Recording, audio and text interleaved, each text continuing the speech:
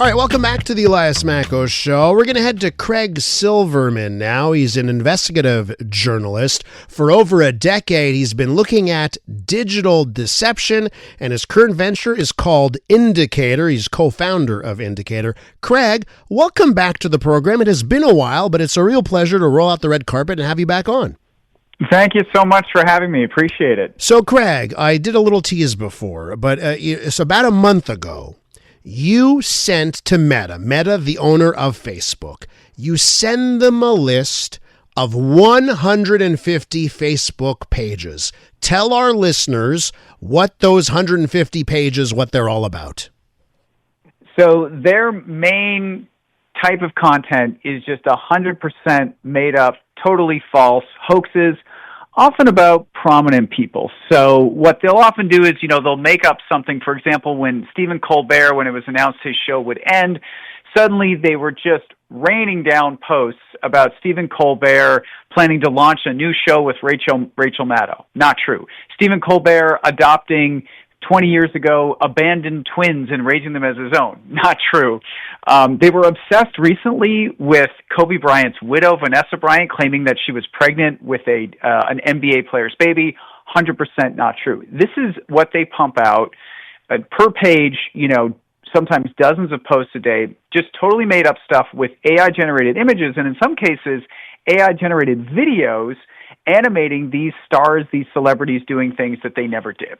And some of them actually get a pretty decent amount of engagement, thousands or tens of thousands of likes and comments and shares. So they are just pumping it out like crazy, and they seem to be getting it into people's feeds. So is it possible that all of it is AI generated? Because I'm thinking someone could program Stephen Colbert, could program an AI. I want you 5 times a day to come up with a story that's about Stephen Colbert, create the image, auto post to Facebook.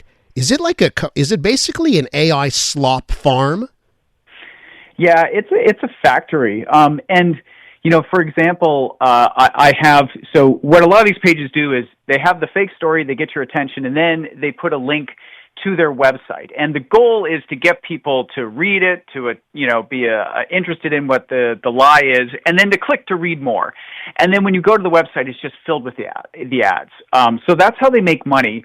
And what I could see on the websites is, they have the original images that they use and that kind of thing. And I was able to download some of the images from some of the sites. There's dozens and dozens of them, and to actually run them through what's called a metadata reader to see some of the origin information about this image. And multiple of them indicated that they had actually been created with Google's Gemini AI tools. So you can do this at a very high frequency with AI. Before, you might need to have some Photoshop skills and take you some time.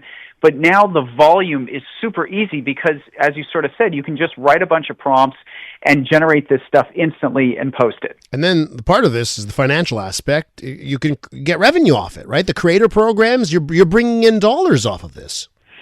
Yeah, there's sort of 2 ways to make money through this stuff on Facebook, for example. So one is you generate the stuff, you get attention with the image or the video, and then you drop the link in there hoping that enough people are going to click on it that you earn money from ad revenue. Mm-hmm. But the other thing that is really kind of new when it comes to Facebook is that Facebook will actually cut you a check every month.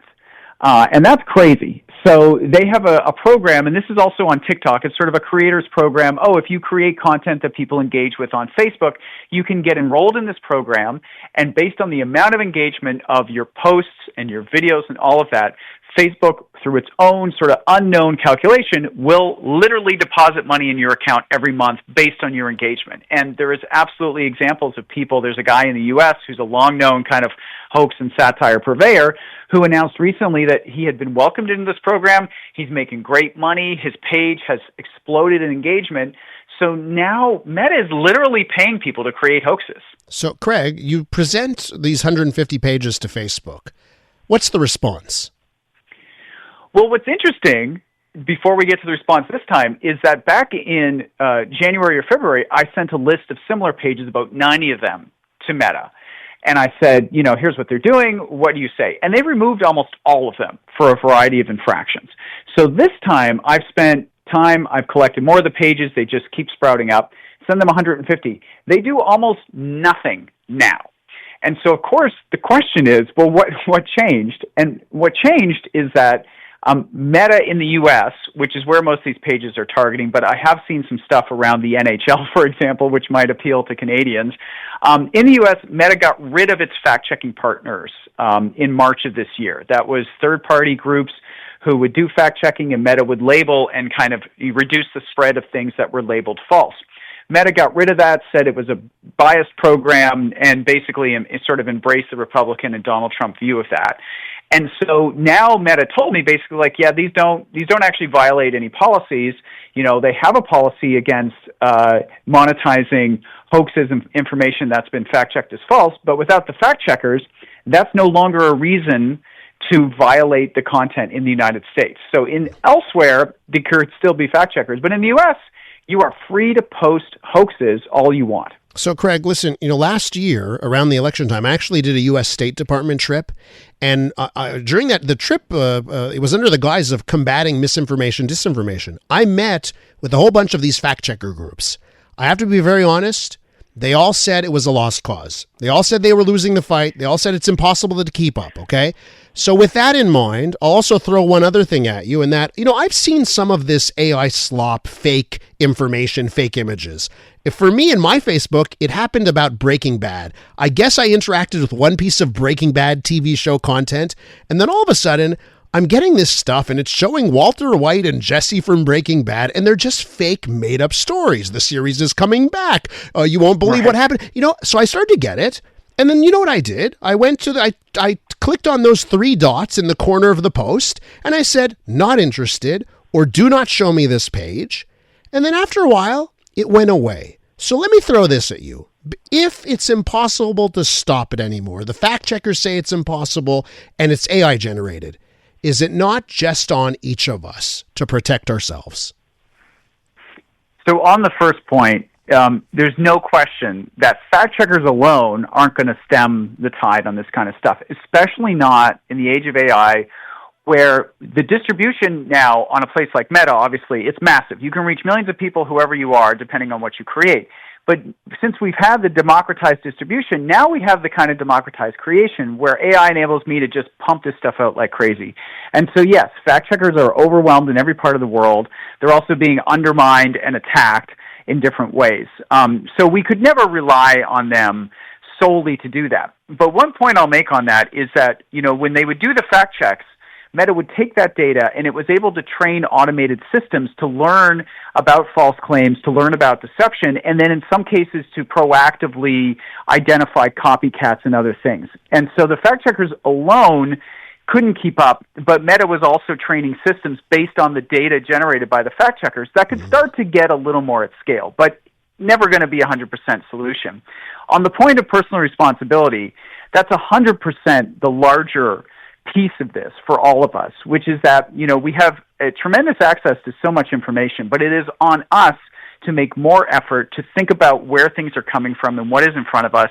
And as you did, to sort of try to tune these feeds so we are getting what we actually want, but to also be aware that we get so much access, but that puts more responsibility and onus on us to think about what is in front of us, to not just get carried away and reshare because it appeals to us, because it's remarkable and we want to spread it. We all have to take a few more steps to think, to pause, and think about where this information is really coming from. Craig, I'll tell all our listeners they should be following you on social media on all the channels. Craig Silverman, go seek him out.